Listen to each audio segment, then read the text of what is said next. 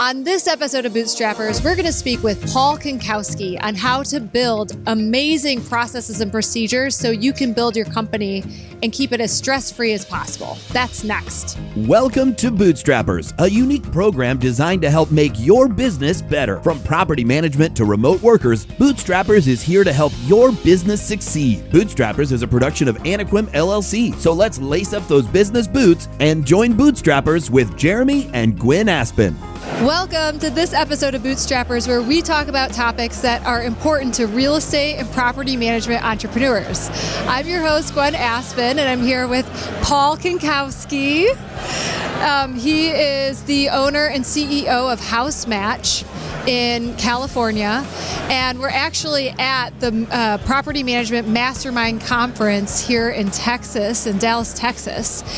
And we're going to talk about creating amazing processes that will drive profitability for your property management company. Just a reminder, Bootstrappers is powered by Anaquim. Anaquim helps property management companies become more profitable through virtual assistants, back office support, and 24-hour call center for rent manager clients. If you are a fan of the show, please like and subscribe, tell all your friends, and we have a wonderful book giveaway that we will announce at the end of the show for the most insightful comment on either Instagram or on YouTube. So with that, I'd like to introduce our amazing guest, Paul Kinkowski. How are you? Great, Gwen. It's so nice to be here. I loved our time that we've been working together for 5-6 years now. I know. It's been a long crazy. time. I started working with you when you were the person I talked to on the phone, and you were doing all the back end stuff, and it's just been such a great time working with you and seeing everything that's gone on with your company. Oh my gosh, likewise. So I want to first let's talk about House Match and also some of your other ventures and what you're up to. So tell us about your organizations. Well, House Match is property management, and I always say that we're like the Nordstroms of property management because we give amazing service to all of our owners, our tenants, to everybody.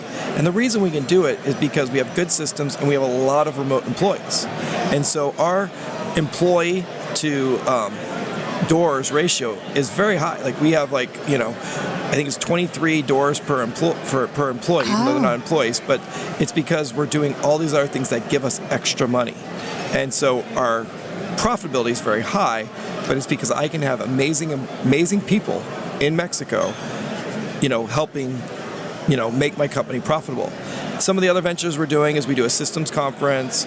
We work with helping companies build systems, and just some of my oldest employees in my company are Anaquim employees, and they're still just so amazing. I love to hear that. So I'm so excited because you and I get to nerd out about processes and procedures, which I know does not excite a lot of people, but I know you and I have this in common, that we just love them because we know what they can do for our business and for other people's businesses. So my first question is, as you started in property management, I know it wasn't your first career, how did you become obsessed with processes and procedures? What was the impetus? I had really bad processes and procedures. And I'm really cheap. So I had really bad processes and procedures, and there was a guy named Errol Allen, and he is from Texas, where we are right now, and he was, I think it was a couple $1,000s a day, and I wanted to get him so that he would teach me about process and procedures. So I didn't want to pay his full rate, so I put on Facebook, hey, who wants to go to Vegas and help me split the rate of the speaker? So we had 13 of us go, and we split the rate, and he basically came in there and told us, your processes suck. So what made them suck, though? Did you identify that they sucked beforehand? Yes, but I found out why they really sucked afterwards. So what made them suck is one thing. First off, we had, most of us, I think all of us in the room, our move-in, our move-outs, our leasing, our renewals was all one process. We you had a one process fits all. So that was first off, we had to break down our processes so that they were there. The other thing is we would have steps that you were supposed to skip for certain people and not skip for other people, but it wasn't written down when you were to skip them. We expected our employees to just know. just to magically know what they're supposed to do when there's different things for different plans, different things for other things. So, everything was in my brain, and unfortunately my employees can't read my thoughts. They can't read my brain. And so at that time, I was doing everything way back then. This was like 4 years ago. And so I was finding that my remote employees and my employees in the United States were making lots of mistakes. And, they're just not as good, or, they're not just, and a lot of times we blame our employees. Really made us look in the mirror and say, it's not our employees, it's not our remote team members. This is our fault. We're not giving them good direction so they know where to go. Okay, so when the first thing that I think people struggle with when they think about systems is what is a policy, what is a process, and what is a procedure? Can you break that down for us? What is a policy? Let's just go with a process. That's what the big thing I'm really into. A process is if a tenant gives notice, how is it from when the tenant gives notice, when the tenant moves out, how is it going to be handled? What is going to happen? Does it happen differently every time? Does it happen the same exact way every time? Are your rules the same? So that's the process is there. A policy is, hey, if they're breaking their lease, they have to fill out this form. If they're not breaking the lease, they have to fill out this form. There's this fine if they're breaking their lease. There's this thing. These are policies that the company has, but we have processes to make sure the policies are followed. So what happened is a lot of times you have bad systems, and then things happen where the tenant should be charged. But you charge one tenant, and then you don't charge another tenant, then you might not charge another tenant, you might forgive it. Someday that could come into a fair housing lawsuit. Oh my God, that sounds like a nightmare. Well, yeah. And it's not like you're doing it on purpose, it's just that you're trying to remember, do I charge this or do I not? And your people have to remember that. If you have good processes in place, the process tells you what your policies are. The process says, hey, they're breaking their lease. You need to charge a blank fee. They're doing this. They're going to be this. Oh, they have an illegal dog. Oh, the process is going to show what's going to happen. So your employees don't have to guess. And the biggest thing is, a lot of times when you should charge owners, if you don't have good processes in place, you'll forget to charge them. And so then all of a sudden... So you're leaving money on the table. Lots of money. You can have you get a lot more money when you have things well documented. So, can you quantify that at all for you or any of the people that you've worked with that maybe they didn't take on any more properties, but they became more profitable when they became a process-oriented organization? My profit per door has doubled. Doubled. Yes, and that is a lot of things. Yes, we had some increases. We did things like residence benefits package. We did pet. There's other things that made that. But if you make all those changes that everyone hears at these conferences, but you don't have the process and the policies and the things in place, then it just becomes static and you're not doing it right. So, there's a lot of things part of our residence benefits package is you don't have to pay a lease renewal fee if you do it within 30 days before your lease renews.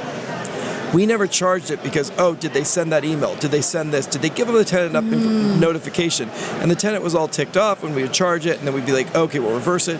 Well, now we have 8 emails that go out automatically from 90 days before the renewal to the 30 days. I have no problem charging a really big fee when they don't sign within 30 days. If they sign at day 29, I'm charging them that fee.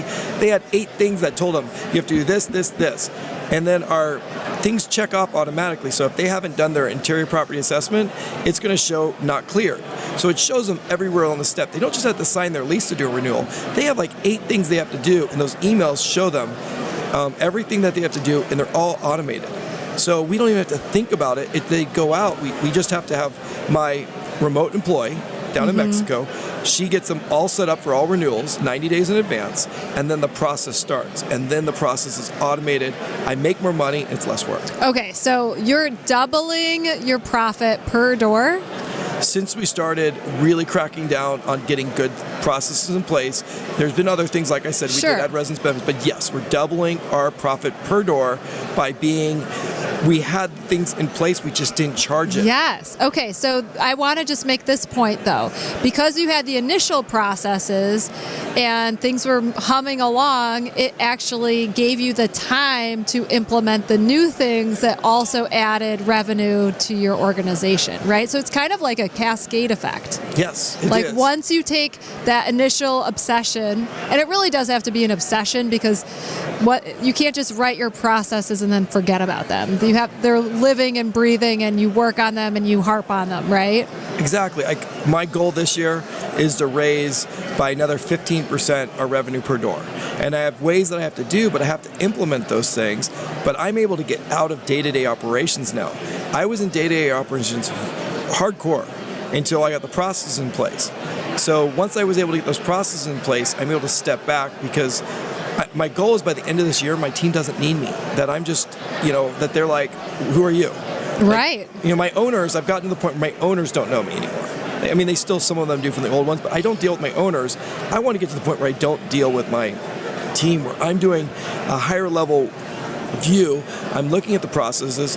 I use Lead Simple, but I can check with a click of a button if anyone's behind on any of their processes.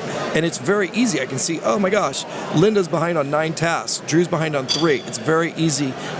I can spend 5 minutes and know if any of my company's falling behind. So then that also cascades to the people factor. So you don't really struggle with people as much, I'm assuming, because they know exactly what they have to do. They know what the expectation is. And then if there's a problem, you go back to the procedure and say, where is it unclear? What happened here? And then you hold them accountable, correct? Correct. I mean, now I lay off the majority of people in the first week they work for me. I mean, because I know that, like, they're either late for work, they don't show up, they don't have the values we have. I mean, they're just, I'm more laying off because, oh my gosh, we didn't do the right screening, which we're getting better at too, which is really important. We're getting more and more tests, and that's not happening as much now. But if you work for me for a long time and you're making mistakes, then my first thing is when an employee's making a mistake is, hey, what did we do wrong in the process? What can we improve this process? Let me sit down with you and see, why are you costing us $300 on this request because this is messed up? And I go through and they're like, oh, it's not the process. Oh, well then what is it? And then the employee's usually like, I didn't follow the steps. I didn't follow the process. I didn't do it. Okay, let's follow the process for the future, and please don't do it again. Now they know they're accountable. Now that same employee that does it 3 or 4 times, we're going to let them go. Like, we have good processes. In the past, I was always like, oh, what did I do wrong? And there is times that we go to the process and we're like, oh my gosh, we have a mistake here. And then we redo that part of the process, because when it costs you money, that's when you always know that there's a mistake in the process. Yeah, for sure. And so what I also like about that is people really struggle, and I know you well enough to know that when you have to lay someone off, it really hits you personally, like you really care. I do. I mean, you take it really personal. I especially if they work with me for a while. In the first week, I don't. But once I get to know them, I do. I love my remote employees and my local employees. It's very important. We're creating jobs. We're creating people there. I mean, my employees in Mexico are just some of the most amazing people that you'll meet on this planet. Yeah, I know, they aren't are. they? They are just so awesome. And so it just brings me joy to see that, oh my gosh, they're sending their kid to a private school now because this is happening. Or, they got to upgrade their house. I mean, I always say that to people, say, oh, this, that, but they're owning houses at the wages we're giving. They're able to really do a lot, and they are happy, and they want to work for you, and they want to give you their all. And so I want to give them my all by making sure that I give them a good work environment. Absolutely. So you have clear processes, and then if someone can't follow them and they confirm that they understand it, they've been trained, instead of you firing them, it's like they're firing themselves. Exactly. Because it's like, there was nothing unclear here. The KPIs are clear, the outcome that we're looking for is clear, the how is clear. And so what I love about having good processes is that we don't go through that internal angst of whether, should I fire them? Was I good enough for them? Did I tell them what to do enough? Or was I clear enough with what the role is, what they should do? It just tells its own story, and it's unemotional, and it's done or not done. Well, and every once in a while, it's just changing the seat in the bus. Like there was one employee that we had for you where maintenance wasn't his good thing, but then he went to answering the phones and was very successful. So it's also finding where is that seat in the bus for them. And sometimes when you first start and you're smaller, you only have 2 seats on the bus. And so you're trying to put people. A lot of times, the good thing is to find where their strengths are and get them in the right seat, get them with the right tasks. I mean, because if you give them the wrong things for them, then they're going to fail. Absolutely. Okay, so I want to get into the weeds because people really struggle with processes and procedures. So, what are the softwares that you think are the best for this? Like when people come to your systems conference, what would you recommend? Lead Simple. I love Lead Simple. Lead Simple, I didn't know it was like a procedural software. Is it? Lead Simple is hilarious. Okay, so I started my systems workshop 4 years ago, and Lead Simple started sponsoring it, and they started going there. Well, they went there because they just sat there and they watched what we liked, what we didn't like in the property industry, and they took notes and they did all this stuff. But they were creating their own system software. And the reason I love it is because it integrates with AppFolio. Nothing integrates with AppFolio. Nothing, but they figured a way to take, like, it doesn't integrate like immediately. It's not like full integration like it's part of AppFolio, but like all my owners, all my tenants, all my vendors, all that stuff gets uploaded into Lead Simple. And so it can all be part of it. And so we get all this data. And Jordan and his team are just phenomenal, like everything they're doing, because they're focused on one industry only, and that's property management. So there's other good softwares out there, but they're focused on every industry in the world. And that's why I really love, like, Podio, I think, is another one, but I've heard people spend $50,000, $100,000 implementing it. Who has that kind of, I don't have that kind of money. Before I used Lead Simple, I used Process Street. Process Street was a good process, but the reason I switched was because with Lead Simple, it was focused on our industry. Okay, so when you're organizing them, do you organize it by department, by life cycle of a tenant, of an owner? How do you organize your procedures? So they make sense. So people can find them. Sorry. New owner onboarding, new property onboarding. Those are the main life cycle. So those are, when I look down, then it would be leasing, move in, and then either renewal or move out. Like, those are your key processes. Then, you get those done, you get those well. So what I always tell people when they're starting process, I started working on my processes many years ago. My renewal process, we finished in February of this year. Before that, because you're tweaking it and improving it? Before that, my wife just did it, and it was in her head, and so we made no money on it because she did it her way. We didn't make any of the tenants didn't get it. She didn't charge them, but she was doing it, and I wasn't going to step on her toes. But the process was just in her head. She'd been doing it since we started the company, and so I wasn't ready to get that process done yet. Now that we have that process, we're making a lot more money on that process, and it's done by a remote team member, which means my wife has more time to do sales, which is her bread and butter. So if I can get her away from doing, renewals, someone who does a lot of sales a year, like, that was taking away from her sales. So so that's a process. Application's a good process. So HOAs, we have a great process for HOAs. The one process that we're working on right now is application. My wife is still doing that. That'll be the last thing, and then she's out of my company. And she's not out of my company. She's out of, except for sales. She's out of the operations. I want her out of operations. I'm out of a lot of the operations, but so now I'm working on applications, and then I will get and then I will have someone in Mexico, and we'll be working on that. But that is what we're working on right now. When that's done, then I will start thinking about the next one. So it's just always, there's your main processes that are so important. And I always tell people, some people say, hey, I want to get all my processes done in 1 week. That's not going to happen. Be reasonable. So what is a reasonable time for one of those key procedures for someone to finish? I mean, if someone were going to map this all out and their 2021 goals to get all their procedures done, how much time should they focus on it? I think they get all their key ones done within 1 year or less.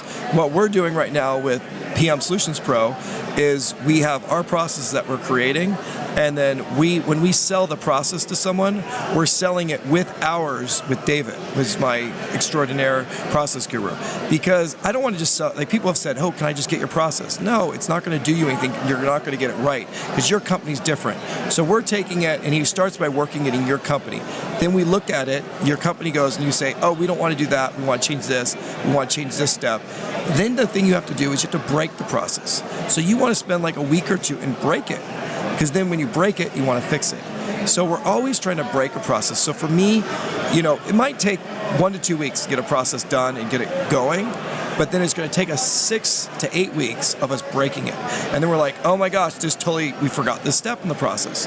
Because, you find out when you forgot something when something goes wrong. Or when someone's like, oh, the step's on here, we just have to do it manually. No. Don't just do it. If it's not there, let's add it. Because when a new employee comes in, they might not know that step was missing. Right.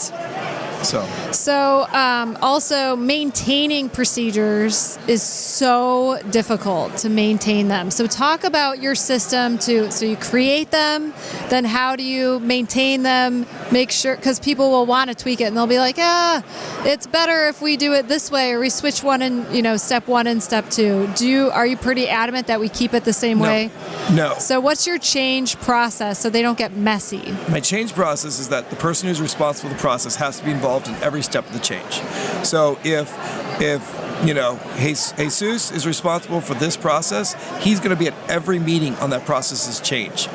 You want to have buy-in from the people that are doing it. And there's a lot of people that are like, I'm the owner, hear me roar. Well, that's not going to be good for your company. Your company is sit there and see why is this not happening? Now, if he wants to change the process, and I think, no, that's not going to fly with California law, or that's not going to be good for my company, or that could lead us to, I'd be like, no, we're not going to do that change. But you have to listen out why they want to do the change, why it's going to be effective. Make them part of the change. Because when you make the person who's doing the process, they're going to own it.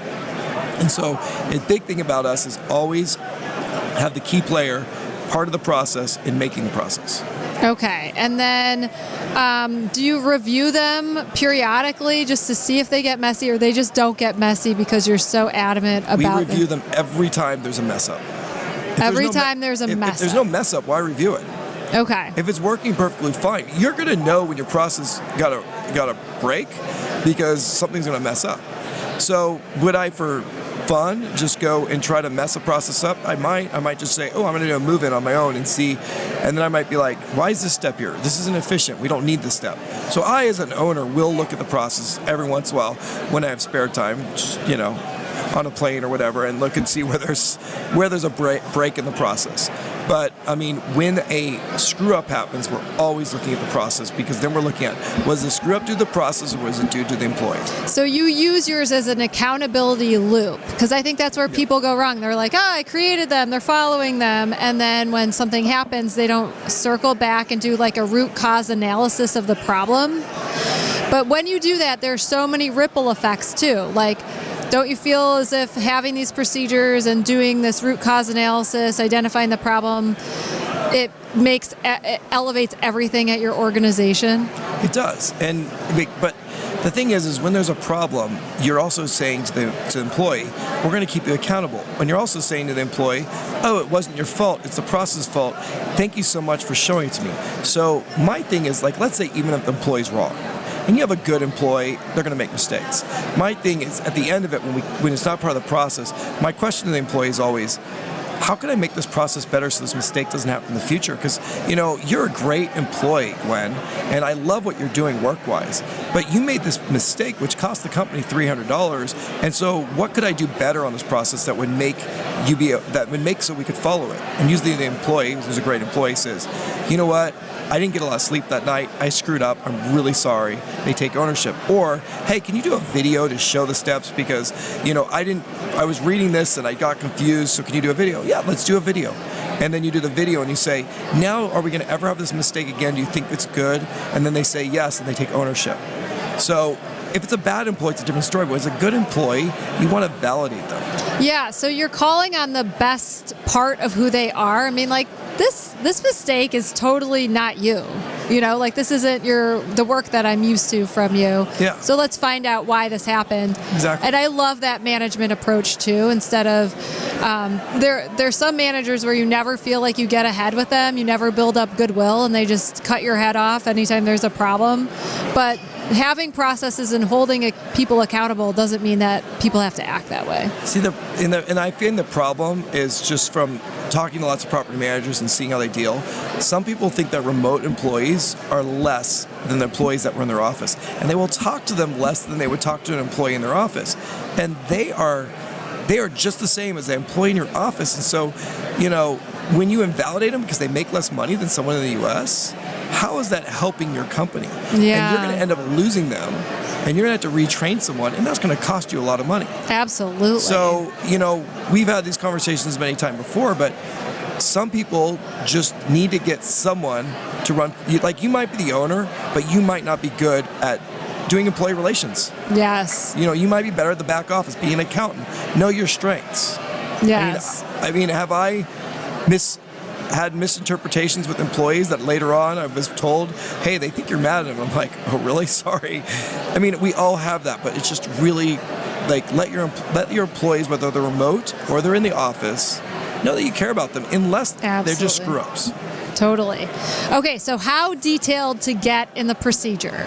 So I was just thinking, because my husband and I have this debate on how detailed to get. I like him a little bit more detailed than he likes the procedures. You can't have too many details.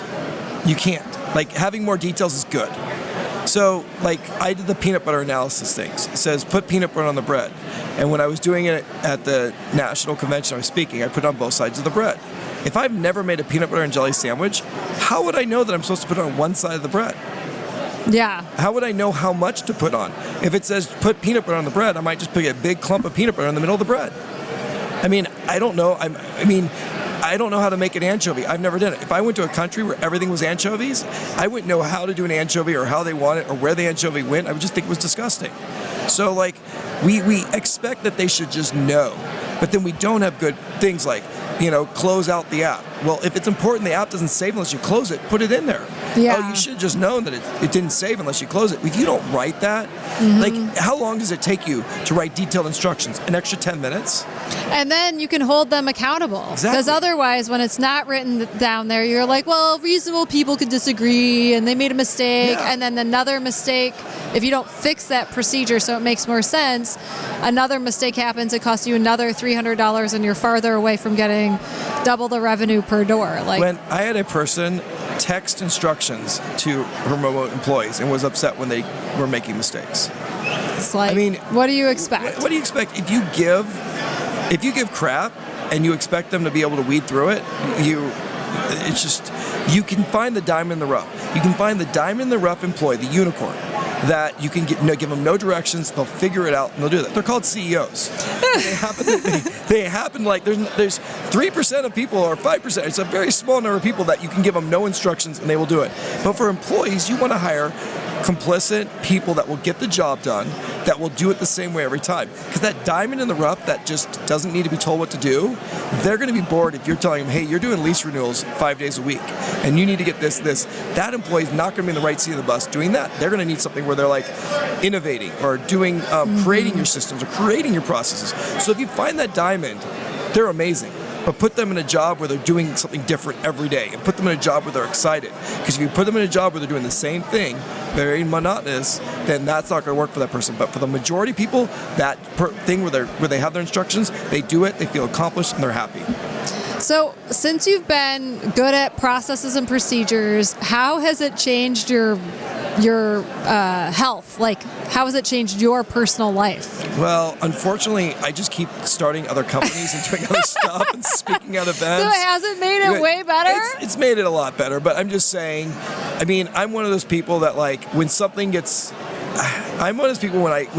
successful, I go and find another problem to go deal with.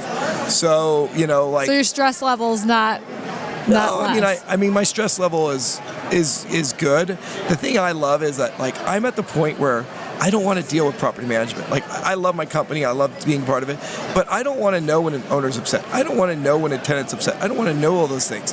If we're going to get sued, then yeah, you got to bring me into the process and stuff like that. But I want to have the employees that can do their job and do it well, and then I want to know on a weekly basis, like, what the problems are. And so in the past, every question went to me. Now, I'll be gone for a week, I'll be gone for 2 weeks, and I'll check in a couple times a week, but my team has it.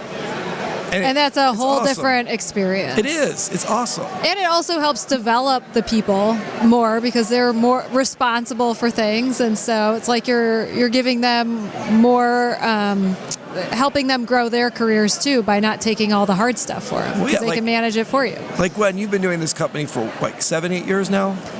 It's like 5 years. 5. Okay, Yeah. so I was like the first person that was You with were. you then. You were totally So, like one of but my first clients. You have a property management company, and you wouldn't even know that you have it because you've been doing this company and you've been doing other things. So you are like that too. Like you're going to find new ventures like when things happen. But Oh my gosh, for sure. So, It's yeah. like work is my hobby, which is probably something I need to be introspective about. Yeah. Because I think 'Cause it's maybe fun. I do find it entertaining. But yeah, but processes and procedures have been the route for the growth and for the scalability. Because I'm like you, everybody knows at our company if something goes wrong and be like, or if they come up with something new, it's like, well, did you write it down? Is it in the procedure?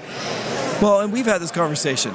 There's people that hire you and they are like, this person doesn't work, this person doesn't work. And finally you have to say, no one's going to work for you. Right. And they don't have their systems, they don't have their procedures, and they expect this remote employee to magically fix everything for them. And they expect them to be able to read their brain, and then they say, well, that person's just stupid. No, the person's not stupid. They can't read your brain. It's very hard.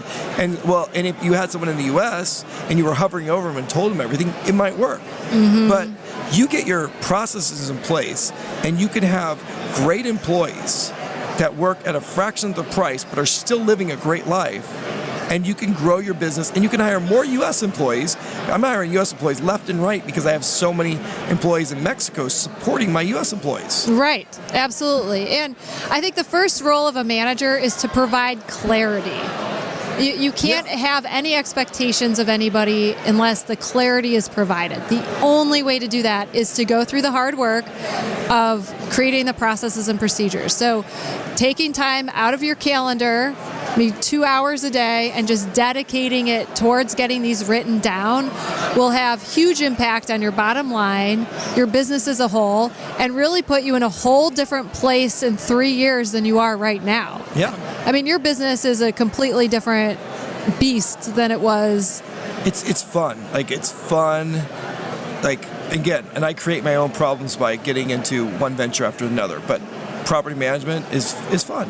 And I'm someone who likes to create things. I'm not one of those people that would sit behind a desk and just do things. So, that's why I love having the remote team members and being able to create this. And I love, like you do, I love looking at processes and finding why they're broken. It's a lot of fun. It's like, I used to be a math teacher, and it's kind of like a math puzzle. It's kind of like, if I put here, is this going to work, and why is it not work? And you're going to have happier employees if you get this done.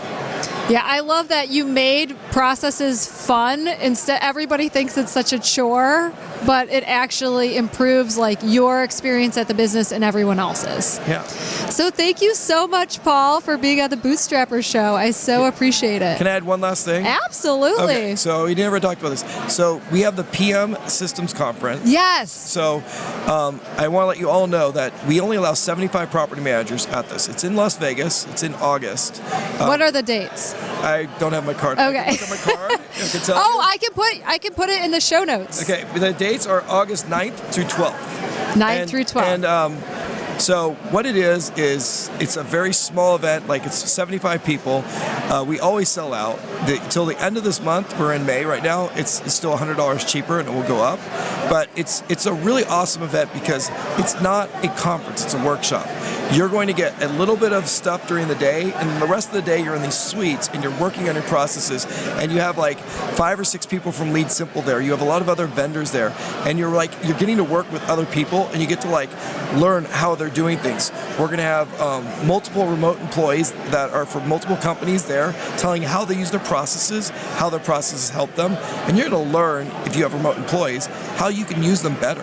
So what an awesome there's just opportunity. a lot of really cool things.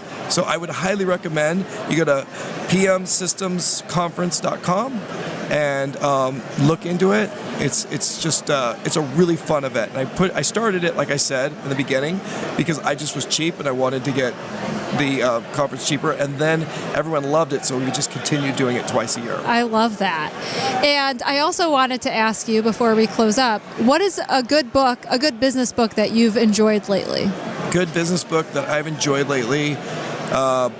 My favorite one, and my brain can't remember, it's the Navy SEAL one. The Own the Outcome one, the one where ownership, extreme ownership. Yeah, that is my favorite. By Janko, what is it? I don't know, but if you listen to it on tape, they are the guys who talk. And it's like, so I listen to all my books, and I just like that book because I like that book because it made my mindset change from, it's my employee's fault, to everything is my fault. I totally thought of that book as you were talking because you were absolutely taking full responsibility for their mistakes and, it must be the systems. So, yes, you are living the extreme ownership business lifestyle. If you haven't read it, it really talks about Navy SEALs and it goes from wartime to business practices. I love that book. So that's the book giveaway this week, folks. So if you leave a comment either in the description of the YouTube page or in our Bootstrapper Show Instagram, link in the bio, you could win Extreme Ownership, and I'll have the link to the book in the end of the show notes. Thank you so much, Paul, for being on the show. I really appreciate it. That's a wrap. We'll see you next week on Bootstrappers. This has been Bootstrappers, a unique presentation designed to help you better understand how the world turns. Contact Gwen or Jeremy at hosts@bootstrappers.club or visit our website, anaquim.net. Be sure to subscribe to our podcasts on Apple, Google Play, Spotify, and our YouTube channel. Thank you, and join us next time for Bootstrappers.